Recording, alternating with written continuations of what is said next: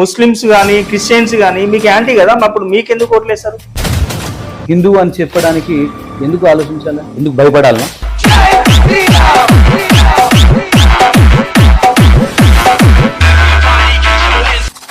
ఇప్పుడు కాంగ్రెస్ పార్టీ వేరే ఇతర పార్టీలో కూడా అందరూ ఉన్నారు కదా, ప్రత్యేకంగా మీరే జై శ్రీరామ్ హిందుత్వాన్ని మీరే ఎందుకు భజన చేస్తారు? ఈరోజు ముస్లింలు పండుగ చేసుకుంటే 33 కోట్ల రూపాయలు ఇస్తా ఉన్నది ఈ తెలంగాణ కాంగ్రెస్ పార్టీ, తెలంగాణ ప్రభుత్వం.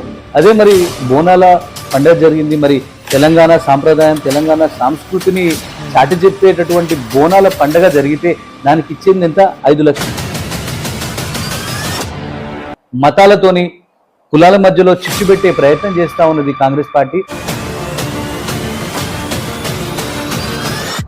నల్గొండ జిల్లాలో కోమటిరెడ్డి రాజకీయాన్ని మీరు ఢీకొట్లేస్తారా?